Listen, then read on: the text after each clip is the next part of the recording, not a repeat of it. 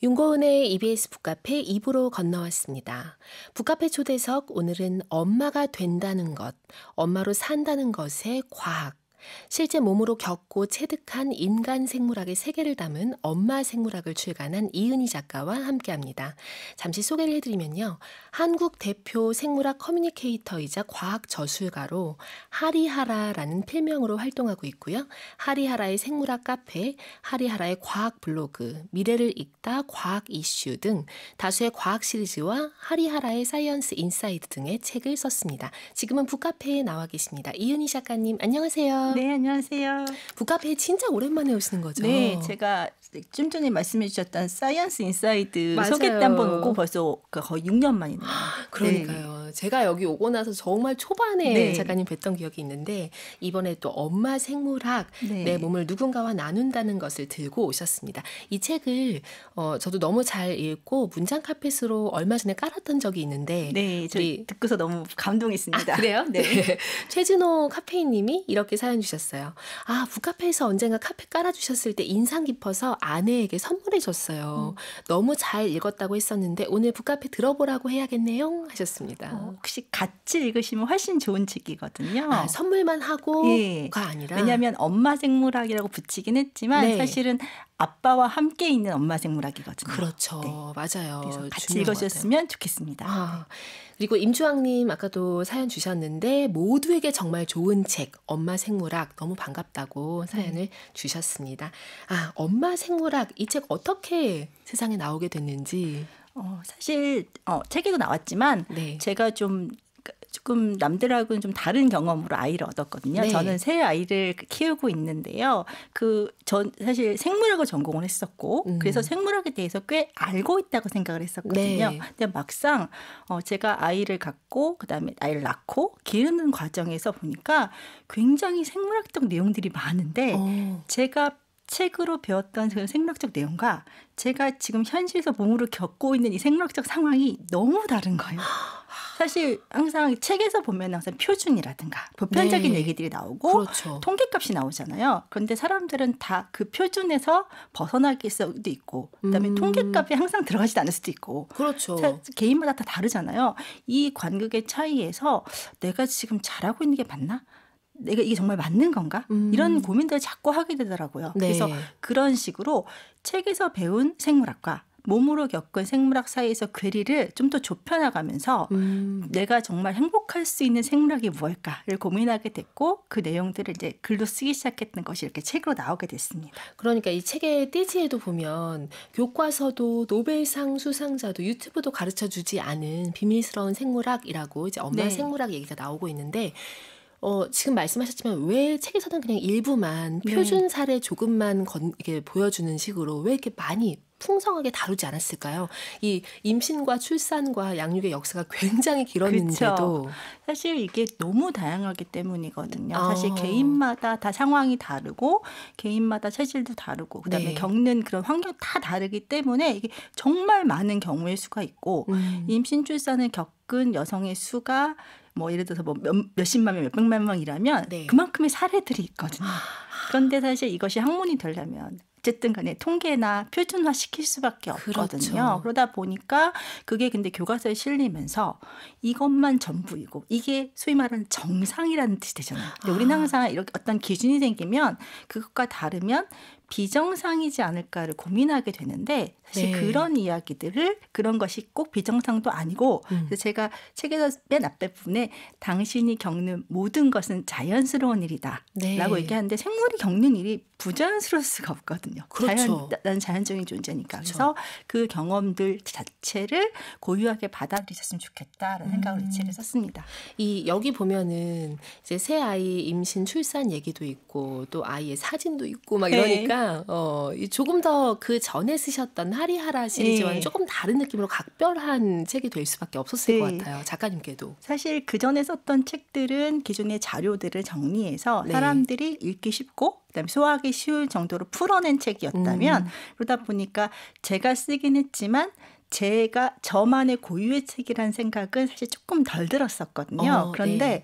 이번 책은 사실은 과학책이라기보다는 사실 에세이에 가까운 거고요. 그러다 그리고 아까 말씀드렸듯이 사람들마다 고유의 경험이 중요하다고 했으니까 네. 제 얘기를 안 넣을 수가 없더라고요. 그렇죠. 그래서 사실 좀 고민을 많이 했어요. 너무 개인적인 얘기 아닌가? 아니면 너무 사생활이 아닐까? 이런 걸 써도 되나 고민을 했는데 책이 나오고 난 다음에 SNS에서 네. 제 책을 보셨던 분들이 사실은 나도 그랬어. 아, 그런데 그때 그게 뭔지 몰랐어. 혹은 나만 그런 줄 알았는데 아니었구나는 얘기들을 많이 해주셨어요. 네. 그래서 정말 쓰기 잘했다. 그렇게 제가 먼저 얘기를 해야 다른 사람들도 얘기할 수 있는 그렇죠. 그런 분위기가 만들어지는구나 해서 지금은 뭐 쓴 걸 잘했다 생각을 합니다. 그렇군요. 지금 이 최준호 님이 아까 그 아내분께 선물하셨다고 하셨잖아요. 네. 저도 읽고 있습니다. 하셨어요. 네, 박수 이미 쳐드리겠습니다. 읽고 네. 있다라고 우리 북카페 카페인 분들의 수준입니다. 오, 굉장히 네. 높은데요. 그러니까요. 네. 선물할 때는 나도 읽고 함께 나눈다라고 하는 거. 여기 보면 지금 큰아이 낳고 또 5년 터울로 쌍둥이 남매 낳은 그 과정이 나와 네. 있는데 이 과정이 정말 와 이렇게 정리하시면서도 좀 예. 지난 내가 겪었던 일이지만 이렇게 돌아보게 되면서 뭔가 생각이 복잡하셨을 것 같아요. 네, 당시에는 사실은 그런 생각을 잘 못했던 것 같아요. 왜냐하면 당시에는. 아기가 너무 간절했었고 그리고 음. 아기를 얻었다는 기쁨에 제가 뭘 겪었는지 사실은 잘 모르고 지나갔었는데 네. 지금 생각해 보니까 나 굉장히 특이한 경험을 했구나. 굉장히 독특한 경험을 했구나 생각이 드는 게요. 네. 저희 아이들은 사실은 5년 차, 그러니까 나는 이제 5살 터울이 났는데 사실은 네. 이 아이들은 모두 한날 한시에 같이 만들어졌어요. 세상에 존재하게 됐어요. 네. 이유가 뭐냐면 저는 시험관 아기를 했고요. 근데 시험관 아기 시술 과정에서 부작용이 너무 심해서 중간에 중단할 수밖에 없었거든요. 이렇게 생명이 위험할 수 있다고 해서 네. 중단을 하고 그때 만들어진 배아들을 다 냉동을 했었어요. 그러다가 제가 몸을 회복을 하고 6개월 후에 이제 냉동배아 이식을 통해서 첫 아이를 얻었고요. 네. 그리고서는 이제 병원에서 그러시더라고요. 이제 한 명의 아이를 낳았으니까 이제 몸 체질이 바뀔 수도 있어서 둘째는 기다림을 생길 거예요. 네. 라고 하시더라고요. 오. 근데 안 생기더라고요. 아, 그리고 5년 후에 병원에서 전화가 왔어요. 네. 그때 만들어놨던 배아에 보관 연한이 다 됐다는 거예요. 이게 법적으로 5년 보관이 가능하거든요. 네. 보관 연한이 다 돼서 이제는 폐기를 해야 된다. 근데 그 폐기란 말이 갑자기 훅 다가오는 거예요. 왜냐하면 저는 그 과정을 통해서 지금 아이를 얻었잖아요. 그 아이가 지금 눈앞에서 살아 숨쉬고 네. 있어요. 근데 그 아이와 같은 아이일지도 모르는 다른 아이들이 있는데 그 아이들을 어떻게 할 거냐라고 저한테 갑자기 물어보는 숙제가 생긴 거더라고요. 보관 기한이 다 있으니 폐기하겠다. 근데 그게 너무 절차상은 당연한 거였는데 네. 저한테는 그 말이 당연하게 안 와 닿더라고요. 그래서 어떻게 할까 고민을 하다가 남편이랑 상의를 하고 그래도 둘째를 우리 기다렸으니까 한 번만 더 해보자라고 했었는데 그 한 번의 기회에 쌍둥이가 생겨서 그래서 네, 이제 갑자기 다중이 엄마가 되어버렸네요. 네, 새 아이의 어머니가 되셨습니다. 네. 지금 얘기도 해주셨지만 예를 들면 그냥 거기선 절차상 당연한 그쵸. 것들을 그냥 알려준 거잖아요. 이제 냉동 배아의 보관 기간이 다 했으니까 폐기해야 하는데 어떻게 하겠냐. 그러니까 이런 폐기라는 단어에도 딱 뭔가 이게 좀 날카롭게 느껴지시고. 네. 그리고 사실 처음에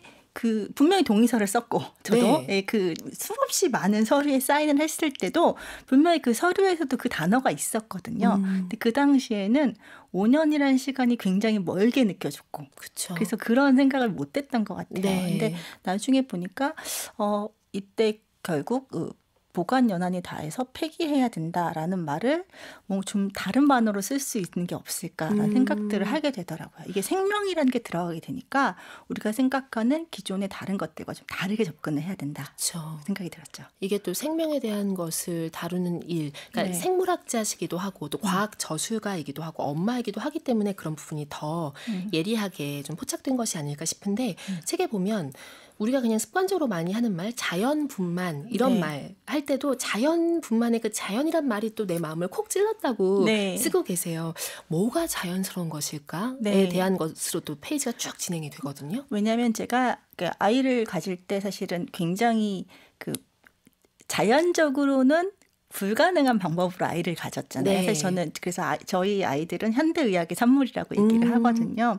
그러다 보니까 첫째를 가졌을 때 혹시 내가 했던 이 시도가 부자연스러워서 아기에게 문제가 있는 건 아닐까라는 그런 강박관념이 생기게 되더라고요. 네. 왜냐하면 저는 분명히 알고 있었어요. 이 과정을 통해서 이게 자연적으로 일어나는 과정에 다만 인간이 조금 더 쉽게 일어날 수 있도록 개입을 한 것뿐이지 이게 뭐 부자연스럽거나 아니면 완전 인공적인 것은 아니다라는 걸 알고 있음에도 불구하고 그런 기분이 들더라고요. 그래서 아이를 낳는 것만큼은 어떻게든지 남들처럼 하고 싶었어요. 네. 남들처럼. 이게 굉장히 중요하더라고요. 남들처럼 하고 싶어서. 그냥 보통 평범하게라고 얘기하는 평범하게. 거 우리가. 네, 그래서 뭐 운동도 진짜 열심히 하고 뭐 좋다는 거 굉장히 많이 했었거든요. 근데 나중에 아이를 낳고 보니까 그 조리원에 가서 이제 여러분들을 만나잖아요. 근데 그 엄마들은 다들 굉장히 힘들게 그 산고의 고통을 이기고 또는 임신 기간 동안의 힘듦을 이기고 아이를 낳은 엄마들인데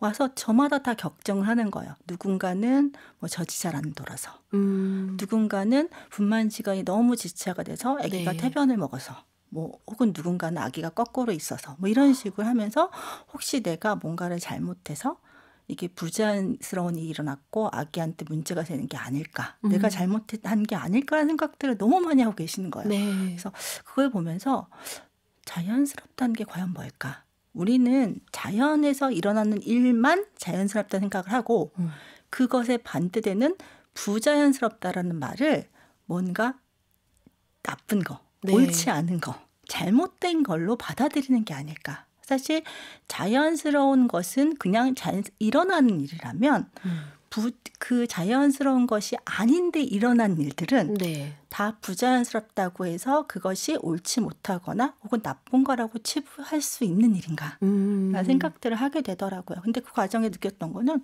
아니죠. 그렇게 해서 전부 다 아이들이 태어난 거고 귀한 아이를 얻은 거잖아요. 그리고 그 경험을 오롯이 자기가 해낸 거니까 그게 왜 부자연스럽고 잘못된 것이 될 수 있을까? 그건 아니다라는 생각을 했었던 거죠. 그래서 제가 이 책을 읽으면서 이런 여러 가지 우리가 습관적으로 쓰는 말에서부터 시작해서 우리의 생각의 그 근원을 파고 들어가는 이 어떤 글들 맥락을 따라가면서 약간 철학서 같다는 생각도 좀 하게 됐던 것 같아요. 여기 보면 그래서 현재 합법적으로 가능한 범위 안에서 이루어진다면 그게 자연스러운 일이다라고 정리해 주시는 멘트도 또 이어가고 계시고요. 오수미 님이 새아이 엄마 귀 쫑긋합니다. 비정상인가 자주 하는 생각입니다. 노산인데 겁없이 자연분만 하다가 고생만 하고 죽기 직전 절개한 거 생각나요. 자연분만 그냥 되는 건 줄 알았어요. 고생 너무 많이 하셨네요. 이게 가장 그 엄마들이 생각하는 가장 최악의 경우거든요. 고생들 다 하고 결국에는 수술해서 수술 후에 또 수술 후유증까지 겪어야 되기 때문에 굉장히 힘드셨네요. 고생 많이 하셨네요. 여러 고민하고 계셨던 우리 카페인님들 그리고 많은 경험들 지금 사연 통해서 들려주고 계십니다.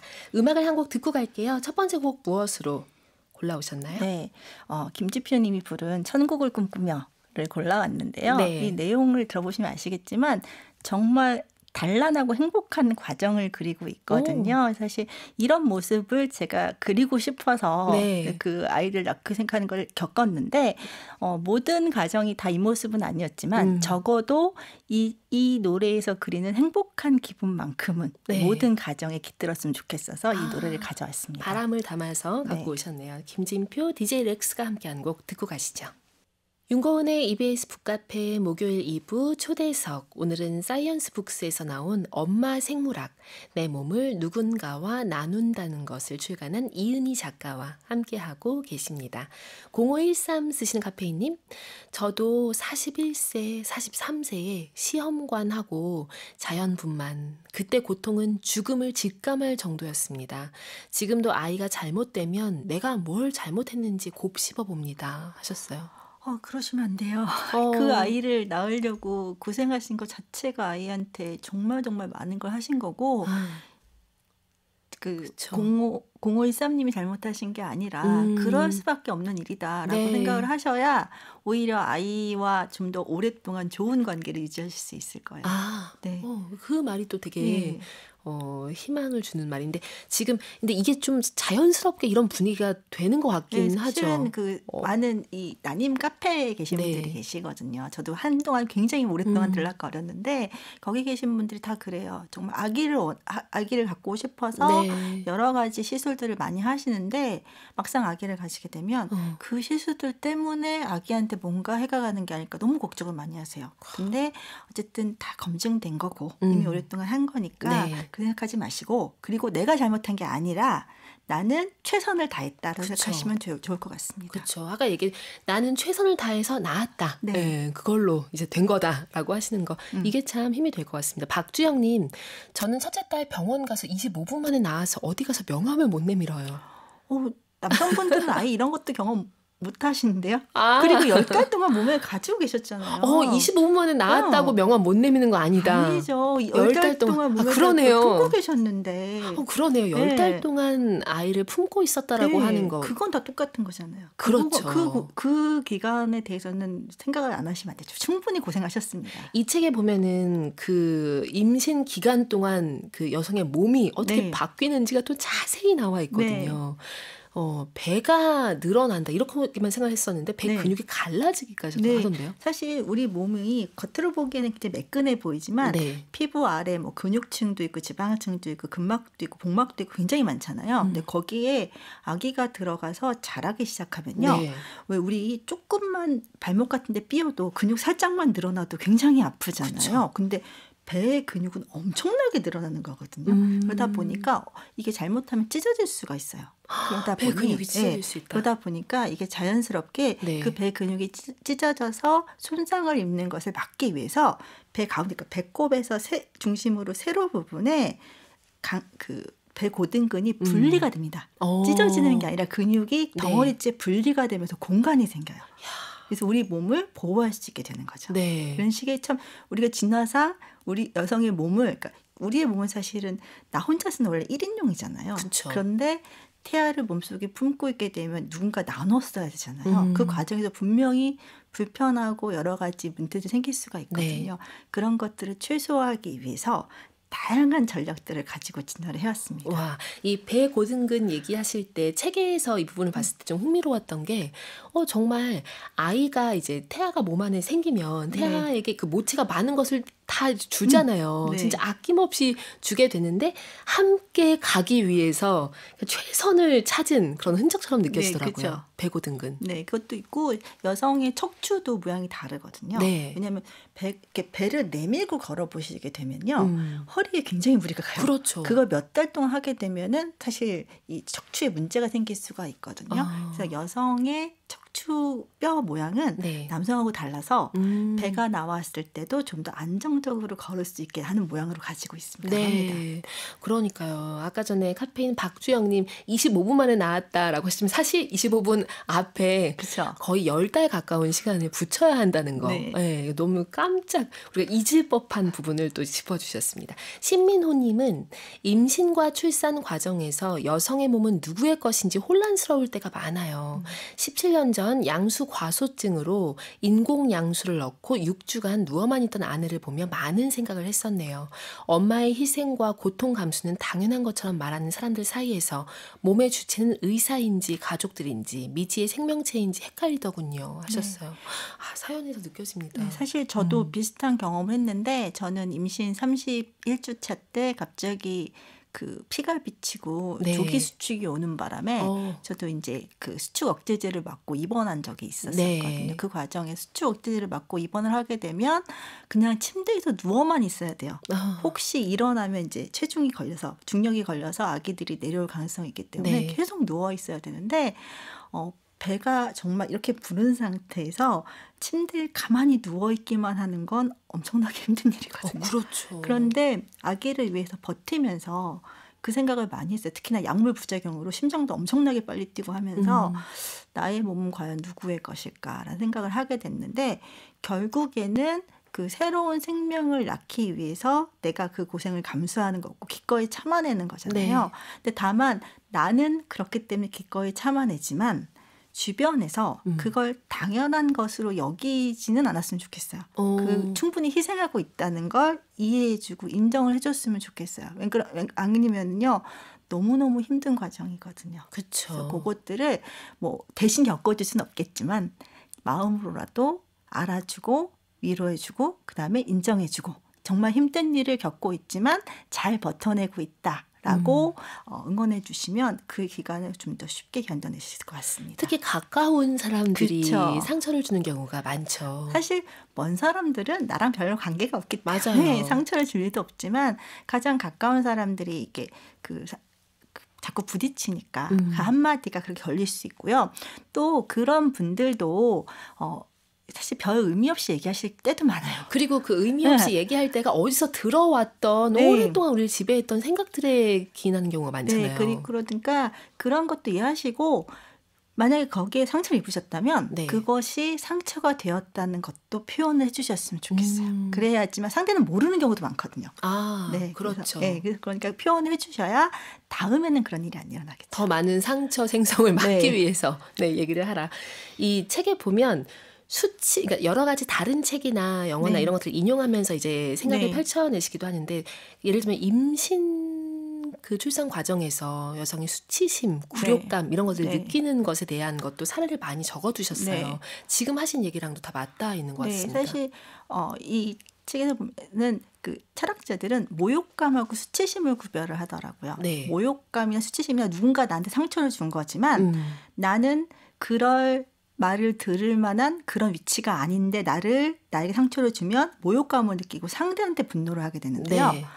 내가 뭔가 좀 잘못하고 있는 것 같은데 그런 말을 듣게 되면 스스로가 창피해지고 수치감을 느끼면서 나 자신을 파고든다고 하더라고요. 원인을 나에게서 찾으려고 한다. 근데 이제 임신과 출산에 관해서 어떤 문제가 생겼을 때 많은 여성들은 모욕감이 아니라 수치심을 느낀다 그래요. 그래 나도 여성으로 태어났는데 남들 다 아는 그런 걸 제대로 못 겪고 못 해내고 있으니까 이건 혹시 나의 잘못이 아닐까? 라는 생각에 그런 상처되는 말들을 듣거나 했을 때 자기도 모르게 수치심을 느끼고 그 안으로 사귀게 되면서 이게 오히려 더 많은 스트레스로 이어진다고 해요. 근데 그거는 절대로 내가 잘못한 게 아니거든요. 내가 아프다고 내가 잘못한 거 아니잖아요. 그렇죠. 그러니까 근데 그렇게 생각하는 것처럼 나에게 상처를 준 상대가 잘못한 거고 나는 그것을 얘기해서 다음번에 이런 일이 벌어지지 않도록 하는 것이 좋은 것이다 라고 생각하시면 좋겠습니다. 자, 김현우님 생각할 것들이 많은 주제네요 하셨고요. 계속 질문을 던지는 책이죠. 정미연님 엄마가 되기 위한 필독서 같은 책 같아요 하셨고 7817 쓴 카페이님 3남매 엄마예요. 저도 지금 제 배가 너무 흉하고 보기 싫었는데 3번이나 늘어났다가 돌아왔으니 어쩔 수 없는 거였어요. 요즘 복근 운동 열심히 한답니다. 사실 저는 쌍둥이를 그 정상 몸무게로 나왔기 때문에 배가 엄청나게 늘어났었거든요. 그래서 한동안 정말 배를 보기도 싫을 정도였어요. 근데 운동하니까 병원안이 있더라고요. 열심히 운동하시면 될 겁니다. 네, 좋습니다. 우리 다음 곡을 듣고 갈게요. 이번에 골라오신 곡은 무엇인가요? 더 너츠의 사랑의 바보라는 노래인데요. 사랑의 바보? 사실 이게 사랑하는 연인이 있는데 나는 그녀에게 아무것도 원하지 않고 그녀를 지켜주다가 그녀에게 좋은 사람이 생기면 곱게 보내주겠다. 이런 내용이거든요. 이거 보시면 어떻게 저런 사람이 다 있어? 라고 생각할 수도 있겠지만 이 그녀를 자식으로 생각하고요. 나를 부모로 생각하면 정확하게 맞아떨어지는 표현이거든요. 어버이날 편이인가요? 오늘 어버이날 편이라서요. 그래서 그렇게 들으면 이 노래가 좀 다르게 들리더라고요. 그래서 이 노래를 한번 갖고 와봤습니다. 네, 듣고 오도록 하겠습니다. 그리고 음악 나가는 사이에 우리는 북카페 에디션 무엇을 그릴지 상의할게요. 음악 듣고 오시죠. 윤고은의 EBS 북카페 초대석, 오늘은 엄마 생물학, 내 몸을 누군가와 나눈다는 것을 출간한 이은희 작가와 이야기 나누고 있습니다. 앞서 더 너츠의 사랑의 바보를 이런 관점에서 한번 들어보세요 하면서 소개를 해주셨는데, 주현아 님이 이 노래가 이렇게 눈물 나는 노래였나요? 엄마가 되니 정말 느끼는 게 다르네요 하고 사연 주셨고요. 이경남님은 가사가 어버이날에 어울리네요 하셨습니다. 네. 작가님은 이 노래를 어떤 사실 계기로 원래 이 너치 노래를 굉장히 좋아했었는데요. 아. 그 당시에는 어머 저런 바보가 다 있어라. 정말 사랑의 바보다 생각했었는데 네. 우연히 인터넷에서 음. 아버지가 되니까 이 노래가 다르게 들린다라고 어떤 분이 올리셨더라고요. 아. 그래서 그 관점을 들어보니까 네. 정말 다르게 들리는 거고 와. 이게 부모의 심정에 이입하면 정말 정확하구나 생각이 들어서 네. 그 더 너츠분들이 과연 그걸 생각하고 쓰셨는지는 모르겠지만 오늘 또 하필 어버이날이잖아요. 그렇죠. 마침. 그래서 네. 잘 어울릴 것 같아서 가지고 왔는데 많은 분들이 좋아해 주셔서 저도 기분이 좋네요. 그러니까요. 진수정님은 작가님 말씀 너무 조곤조곤 잘해주세요. 모든 임산부와 엄마에게 힘을 주시는 말씀 잘 듣고 있습니다. 아, 네, 감사합니다. 저 이런 말 들을 때마다 내가 책을 잘 썼구나 하는 생각이 그럼요. 정말 들어요. 네. 큰 결정 하신 것일 텐데, 그렇죠? 이 오늘 북카페 에디션 무엇을 그려주실지 네. 공개해 주시죠. 아, 그 뭘 그릴까 하다가요. 제가 이제 새 아이의 엄마라고 했었잖아요. 그래서 저희 아이들 3명이 첫째가 별이었고요. 둘째, 셋째 쌍둥이가 해님 달님이었거든요. 네. 그래서 별과 해님 달님을 그려드리도록 하겠습니다. 해별 달이 네. 다 들어가 있는 우주인 거네요. 네. 어찌 보면. 네, 오늘은 해별 달 북카페 에디션 선물로 드리겠습니다. 카페인님들 사연 보내주시면 추첨해서 드릴게요. 서명희님, 나만의 당연한 고통이라고 생각을 했는데 이은희 작가님이 통쾌하게 오픈해 주시니 위로가 됩니다. 아들, 딸, 남편 다 읽었으면 좋겠네요. 네. 다 읽도록 강요해 주셨으면 좋겠습니다. 그러니까 네. 우리가 이게 진짜 수업을 통해서도 좀 접근할 길이 좀 좁았고 이 책에 보면은 그 여성의 자궁 구조, 그 생식 기관 구조에 대해서도 교과서에 실리는 거 우리가 네. 되게 익숙한 그림은 정면 구조다라고 네. 하면서 다른 측면 구조를 또 얘기를 하고 계시더라고요. 사실 정문에서 보면은 자궁이 가운데 있고 양쪽에 난소가 있고 네. 그다음에 그 바로 밑에 수직으로 질이 있는 것처럼 보이거든요. 근데 저렇게 생겼는데 왜 아이를 낳는 게 힘들지? 생각을 하시는데요. 실제 옆으로 보게 되면요. 네. 자궁은 앞쪽 자궁과 그 질의 각도가 거의 90도로 꺾여 있거든요. 직각으로 꺾여서 붙어 있거든요. 그러다 보니까 이게 당연한 게 우리는 서서 살잖아요. 직립근을 그렇죠. 하기 때문에 이게 일직선이 되면 아기가 밑으로 눌려요. 그러면 조산할 가능성이 굉장히 높아지거든요. 그게 사실은 입구가 이렇게 잠겨 있는 거죠. 네. 근데 출산할 때 그렇기 때문에 굉장히 어렵습니다. 그런데 우리는 그런 걸 모르면서 그게 왜 힘든 거야?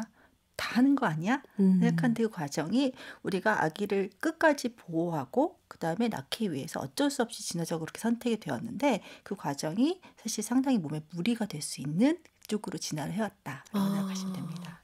그렇군요. 그래서 책에서도 이제 2차원으로 인쇄된 자궁 모식도 말고 내 몸의 3차원 네. 구조, 그 몸속 지도를 좀 아는 게 중요하다라고 네. 강조를 하고 계신 거죠. 인식이 바뀌는 거죠. 그렇게 되면은 내가 왜 그 생리통을 겪을 때 네. 왜 어디가 아픈 거구나. 왜 허리가 아프지? 앞에 있는 거 아니야? 뒤쪽이 아프지? 라거나 왜 그 탐폰을 사용할 때 방향이 이렇게 들어야 되는 거지? 이런 것들도 이런 것도 아실 수 있게 되고요. 네. 그리고 내 몸의 해부학적 구조를 조금 더 알게 되면 내 몸에서 일어나는 일이 어떤 과정을 통해서 일어나는 거구나. 이해가 되고요. 사실 이해가 된다고 안 아프거나 하진 않지만 네. 그래도 견딜만 하고 받아들여지게 변하긴 하더라고요. 중요한 네. 포인트인 것 같아요. 그리고 계속 강조하는 것이지만 이것은 내 몸속 지도를 여성만 알아야 하는 것이 아니라 생물이라면 모두 이제 남성, 여성 모두 알아야 되는 것이고 책에서 좀 흥미롭게 봤던 부분들이 이런 거였어요. 예를 들면 뭐 월경이라는 말을 우리가 왜 월경은 월경이라고 말하지 못하니 이런 분위기였던 게 좀 있었던 거예요. 그것도 그렇고 항상 예전에 그 생리대 광고를 하게 되면은 항상 혈액을 파란색 물감으로 표현하는 경우가 많았거든요. 네. 근데 혈액이 파란색일 수가 없잖아요. 근데 그게 붉은색이 들어가는 순간 뭔가 좀 꺼림직한 기분이 들어서 푸른색으로 다 바꿨던 거였거든요. 네. 그 월경이란 단어도 마찬가지. 우리 보통 일상생활에서 월경이란 단어 거의 안 쓰거든요. 그쵸. 뭐 보통 생리, 매직, 매직은 너무 오랜만에. 그쵸? 근데 매직이란 말 진짜 중학교 때 많이 썼던 것 같아요. 마법에 걸렸다라든가 아니면은 뭐 그날이라든가 뭐 이런 그날. 말 되게 많이 쓰시고 난임 카페에서는 뭐 홍양이란 말도 많이 써요. 네, 그런 식으로 많이 쓰시거든요. 근데 그 이름이라는 게 사실 생각보다 굉장히 강력한 힘을 가지고 있거든요. 그래서 그쵸. 이름이 부정적이면 왠지 꺼려지게 되고 이름이 예쁘게 되면 인식이 바뀌는 경우가 꽤 많아요. 네. 그래서 우리가 항상 그 단어들이라든지 그런 명칭들을 많이 바꾸고 있는 이유가 그거거든요. 그런데 그 월경이란 말 자체가 제대로 쓰여지지 않는다면 네. 그것이 뭔가 왠지 피해야 될 것 같고 드러내고 얘기하면 안 될 것 같은 그런 느낌들이 들잖아요. 그렇죠. 그런 분위기가 자꾸 지속이 되게 되면 자꾸 감추게 되거든요. 네. 그렇지 않고 제대로, 그리고 월경이라는 단어 자체는 그렇게 뭐 비하적인 의미라든지 나쁜 의미는 없고 굉장히 중립적인 단어거든요. 네. 달에 한 번씩 어떤 그것이 돌아온다라는 그런 반복적인 의미를 가지고 있으니까 뭐 충분히 쓸 수 있는 단어고 그것이 거기에 대해서 뭔가 꺼림직한 걸 느끼지 않으셨으면 좋겠다 싶어서 네. 이름은 이름대로 불러쓰는 게 좋지 않을까 생각했습니다. 이런 게 다 맥락이 이어집니다. 네. 그러니까 뭐 자연 분만부터 폐기 이런 단도 마찬가지고요. 박현직님은 41살에 첫 딸을 낳았어요. 시험관이지만 평범하게 12시간 고통을 참았어요. 지금 5살인데 아팠던 기억이 흐려지고 매일 아이의 크는 모습에 너무 빠른 시간에 붙잡고 많이 귀여워해주고 싶어요 하셨습니다. 네. 아. 5살 너무 귀여울 것 같아요. 저 그러니까요. 요즘에 요만한 애기들 보면은 저절로 눈이 돌아가거든요. 지금 약간 말투 바뀌신 거 아세요? 네. 그런가요? 5살 아이를 바라보는 말투를 살짝 이렇게. 네, 사실 저희 애들이 이제 많이 커서 더 이상 이렇게 귀여운 모습이 많이 사라져서 너무 아쉽거든요. 네. 조은영님, 합법적으로 행해진 모든 건 자연스러운 것이다 라는 이은희 작가님 말씀 저도 동감합니다 하고 사연을 주셨어요. 네. 맞아요. 이 책에 보면 그 자연에는 손만 있고 눈이 없다라는 얘기가 나와요. 이것도 좀 재밌던데요. 자연이 맹목적으로 선택한 것도 우리는 두 눈을 크게 뜨고 이것을 그대로 지금 적용할 것인지 아닌지 다 알아야 한다라는 거잖아요. 사실 이제 생물학을 공부를 하게 되면 생물이 진화되는 과정이 상당히 흥미로운 게 굉장히 효율적이고 가장 그러니까 가장 효율적인 방법으로 인간은 진화를 해왔고 생물은 특히 진화를 해왔거든요. 근데 그 과정에서 이게 좋다 나쁘다 어떤 가치 판단에 의해서 선택된 것이 아니라 그냥 그런 일이 일어났고 그게 자연적으로 사는데 혹은 번식하는데 조금 유리했기 때문에 그냥 내려온 것들이 꽤 많아요. 근데 인간은 생물학적 존재인 동시에 인간적이라는 존재이거든요. 이게 무슨 소리냐면 인간은 몸을 가지고 있는 생물학적 존재라서 진화의 흐름에서 벗어날 수는 없지만 우린 의식이 생겼기 때문에 우리가 겪어온 일들이 우리에게 어떤 의미를 가지는지 어떤 가치를 주는지 판단을 한 눈이 생겼거든요. 그러니까 우리는 이걸 조율을 해야 돼요. 자연에서는 사실은 옳고 그른 게 없어요. 존재하거나 존재하지 않거나. 이게 두 개거든요. 근데 우리는 존재하는 것을 그대로 우리 존재하는 것을 받아들일 때 이걸 자연 그대로 원래 있던 상태로 그대로 받아들이는 것이 우리의 인간성을 지키는 데 더 나은 건지 아니면 어떠한 가치 판단을 두고서 우리의 눈으로 골라서 받아들이는 게 우리의 인간성을 유지하는 데 더 좋은 건지를 판단할 수 있는 눈이 생겼거든요. 그런 것들을 잘 조율시키는 그런 것들이 필요해서 손으로 하고 눈으로 구별하는 이 두 개를 같이 조율을 해야 생물학적 몸을 가진 동물인 동시에 그 이성을 가진 인간의 가치를, 인간성을 동시에 보존할 수 있을 거라는 생각을 했습니다.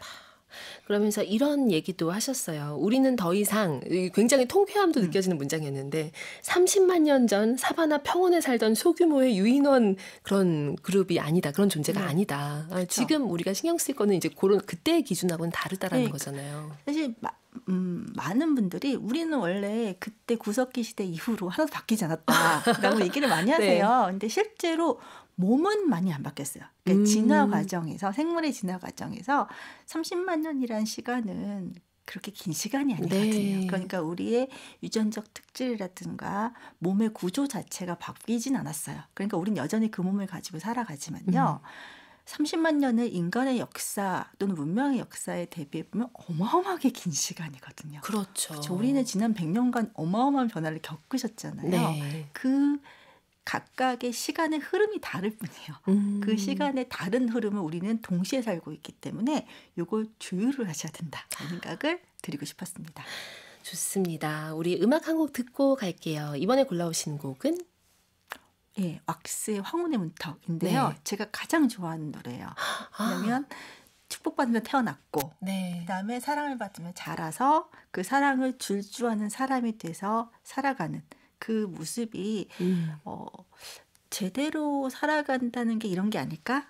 라는 생각이 들 만한 그런 가사였거든요. 그래서 이건 생물학적인 관점에서 좀 더 좋아하게 되신 걸까요? 생물학자이기 때문에 아니면 생물학적인 관점에서 것보다는 본다면 인간적인 관점에서 인간적인 네, 관점에서 가장 행복한 인생이 아닐까 하는 생각을 들었습니다. 아, 좋습니다. 황혼의 문턱 듣고 갈게요. 윤고은의 EBS 북카페에 오늘 엄마 생물학, 내 몸을 누군가와 나눈다는 것을 쓰신 이은희 작가와 함께하고 있습니다. 제가 음악 나가는 사이에 생물학 전공한 사람의 마음속에 자리 잡을 수 있는 어떤 직업적인 어떤 그 눈 같은 거, 습관 같은 게 뭐가 있을까 이런 걸 여쭤봤거든요. 근데 너무 좋은 답을 해주셨어요. 사실 그 생물은요, 기본적으로 다양성이 존중이 돼야 되거든요. 다양성. 생물은 단일화하는 순간 멸종의 가능성이 높아져요. 그러다 보니까 굉장히 다양하게 펴져나가야 되고 네. 중요한 건 이 다양한 것들의 층위가 사실은 없다는 거예요. 다양성 자체가 존중되고 다양하기 때문에 함께 살아가는 게 굉장히 어려워질 수가 있거든요. 네. 그래서 다양성과 공존, 그러니까 뭔가를 보게 되면 또 다른 다양한 게 있을까? 저거의 이면은 뭐가 있을까? 다른 것이 뭐가 있을까 생각하게 되고 그럼 그 모든 것들이 함께 할 수 있는 방법은 없을까? 라는 생각을 좀 하게 됩니다. 나와 다르다고 해서 기준에서 벗어났다, 비정상이다 이렇게 보는 것은 생물학적인 관점에서는 너무나 우매한 행동인 생물학적 거네요. 관점에서는 다른 게 너무 당연하거든요. 그렇죠. 우리 모두 유전자 코드가 다르고 모두 다르게 태어났기 때문에 네. 같으면 오히려 문제가 생길 수가 있어요. 그러니까 다양하니까 그 다양성을 인정을 하고 다만 이 다양성을 가진 사람들이 어떻게 함께 어울려서 네. 같이 살아갈 수 있을까? 더 행복하게. 그것들을 생각하는 관점들을 가지게 된 것 같아요. 생물학 책을 좀 열심히 찾아 읽어야 되겠다는 생각이 들었습니다. 이 책에 보면 그 폐경 얘기도 나오네. 요즘 이제 완경이라고 하는 네. 거.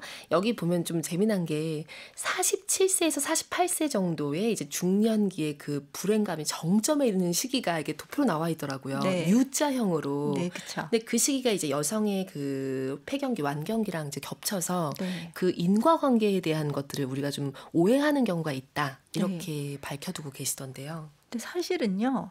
이게 자료를 조사해 보면 남성분들도 그때 느끼세요. 47세, 48세 그러니까 정도. 그 정확한 연령은 좀 다르지만 네, 소위 중년. 말하는 중년기 때 남성분들 느끼시거든요. 네. 왜냐하면 이제 더 이상 젊지 않다라는 생각이 들어올 때고요. 실제로 몸도 반응할 때입니다. 네. 그러다 보니까 난 젊어서 모든 걸 다 할 수 있을 줄 알았는데 나는 이제 나이가 들었구나. 그리고 젊을 때는 사실 내가 평생 젊을 것 같거든요. 나는 늙지 않을 것 같은데 네. 이 시기가 되면 나도 늙어가고 있다라는 걸 인정할 수밖에 없는 시기가 바로 이 시기예요. 그래서 사실은 여러 가지 우울감도 올 수도 있고 네. 또 뭐 그 삶의 시기에서도 이 시기가 사실 이중적인 책임을 질 때거든요.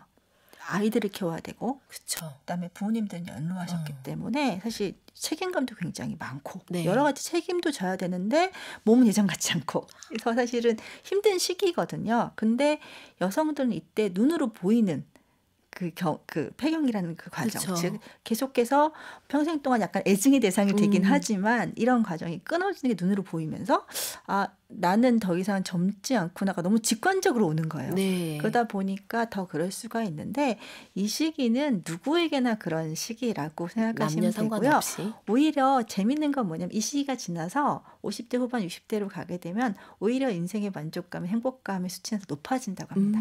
근데 이제는 나는 충분히 살았고 남은 인생은 이제 즐기면서 그다음에 더 욕심 부리지 않고 충분히 내 인생을 살아야겠다는 생각이 들면서 오히려 만족감이 더 높아진다고 해요. 흥미로운 얘기들이 이 책에 가득합니다. 우리 다 소개를 못했지만 이제 그 폐경 완경 얘기하면서 이제 할머니 가설 이어지는 것도 흥미로웠고요. 네. 그래서 할머니 가설이라는 것들은 보통 그 동물들은요. 네. 그 죽기 직전까지 그 생식력을 유지하는 경우가 많아요. 왜냐하면 생물 자체가 이제 흔히 말하는 뭐 이기적 유전자 이렇게 얘기하시는데 생물이라는 거 하나의 그런 뭐 기계라고 하겠지만 그 어떤 대상으로 보게 되면은 네. 계속 번성해서 생존하고 숫자를 늘려나가는 게 생물 입장에서 성공이거든요. 때문에 번식은 많이 하는 게 좋아요. 네. 그래서 많은 동물들은 죽기 직전까지 번식력을 유지를 하거든요. 그런데 사람만 유일하게 보통 이제 여성들 같은 경우에 40대 후반 정도가 되면 네. 대개의 경우 생식력을 잃게 되고 근데 그 이후로도 30년 이상을 계속 살아가시거든요. 그쵸. 그래서 인생의 거의 3분의 1을 그 생식력을 중단한 채 살아가는 건데 이게 학자들 사이에서도 굉장히 특이한 경우가 있어요. 왜냐하면 다른 생명체에서 잘 나타나지 않기 때문에. 네. 그런데 그게 삶의 형태 때문에 그렇게 나타나는 거고요. 사람만 그런 것도 아닙니다. 사실 고래들도 그렇습니다. 아. 그리고 왜 그러냐면 그리고 고래뿐만 아니고 다른 동물들도요. 아이를 키우는데 시간이 많이 걸리고 자원이 많이 필요한 동물일수록 그 생식력이 중단되는 시기가 빠릅니다. 사실 몰랐네요. 인간의 경우는 인간 아이를 하나 키워내는데 굉장히 힘들고 그쵸. 오래 평생이 걸리고 그 자원이나 노력이 많이 들어가거든요. 그렇기 때문에 우리는 어느 생애 후반에는요. 내가 번식하는 것보다 내 다음 세대를 위해서 에너지를 아껴두는 게 오히려 더 유리했기 때문에 이렇게 진화해왔다라는 것이 이제 할머니 가설인데요. 실제로 할머니가 있는 경우 아이들의 생존율이 훨씬 높아진다고 합니다. 자연 상태에서는요. 와, 네.